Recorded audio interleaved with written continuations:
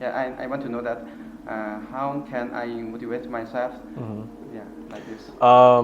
Motivation is funny. So would you please give us some suggestions that how can I practice my English? Do it. So the more you do something that you're afraid of, the less afraid you will be. It'll become normal. You know what I mean?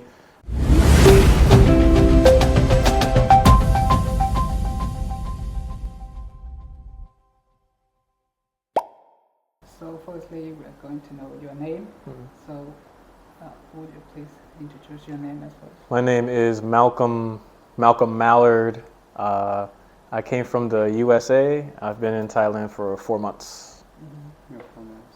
4 months. 4 months. So how old are you? How old? Yeah, 27. 27. 27. My birthday's in April, so I'm almost 28. Very old. Very old. Very old. Very old. How long have you been teaching English? I've been teaching English for about 5 years now. I started in 2019. I started teaching English online, and now being in Thailand, this is my first experience teaching in classrooms and meeting people, in Thailand and just teaching them. So would you please give us some suggestions that how can I practice my English? So I always tell people the easiest way to improve your English, like 2 ways. 1, conversation. Try to have as much conversation as possible, and I guess 3 tips. 2, try to relax. Just relax, Yeah, I always, some people were talking today. I say, oh, Jayin. Just relax. Language is supposed to be fun. I always try to tell people that language is supposed to be fun. You're supposed to discover new vocabulary, discover new phrases, and try to find new ways to start a conversation. The way that I practice Thai, I go to Dalat, I go to different markets, and I just, of course I ask, Anita, how much is this?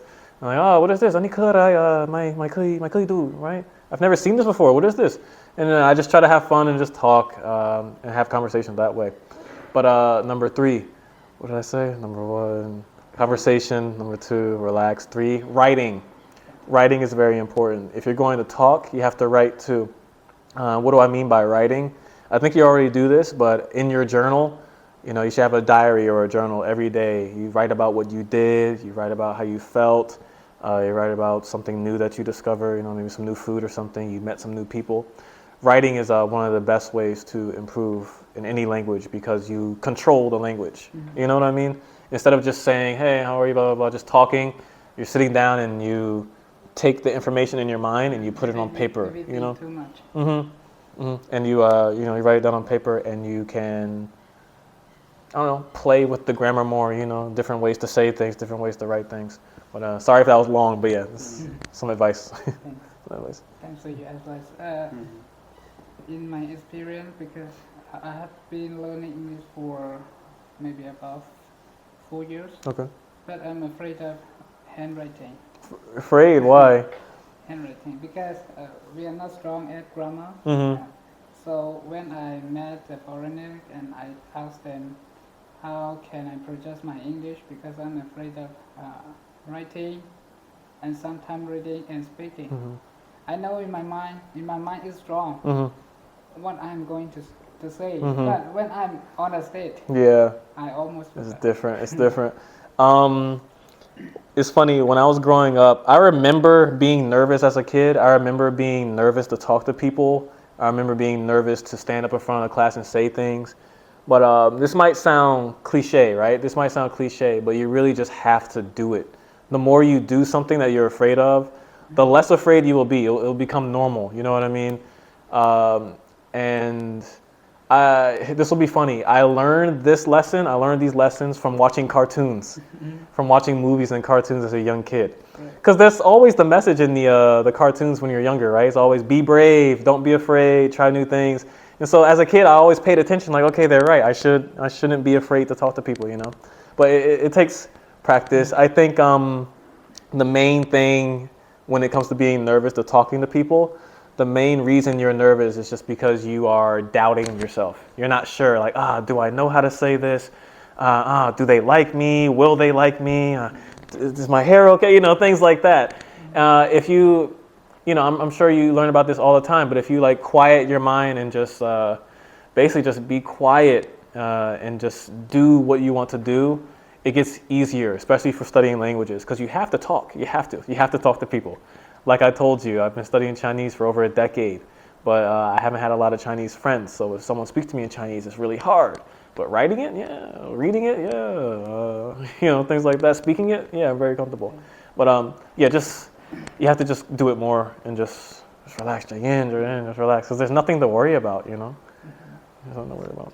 Yeah, and but for me, when I speak English or maybe sometime, I usually afraid of grammar, yeah, like this. And in my opinion and in my mind, when I will say some words, maybe some sentence like this, yeah, I thought that this words and this sentence is not the right way with grammar like this. Yeah. English grammar, I will be honest, English grammar is not easy, Yeah. English grammar is not easy. Every day I think about that, to be honest. Every day when I go to the school to teach the kids, I think, okay, grammar is not easy. How do I help them become comfortable just speaking English and learning the grammar without them having to struggle so much? Because of course they're going to struggle, it's normal, but I don't want them to feel like it's hard. Again, writing, man, is the best thing you can do for grammar because it puts you in control of the language. There are so many ways to say, there's so many ways to talk about the past. I can say, I've been to Thailand before. I went to Thailand once. I went to Thailand a long time ago. Yeah, I've traveled to Thailand a long time ago, way back. When you sit down and you think about how you say things, that's the perfect time to write about it.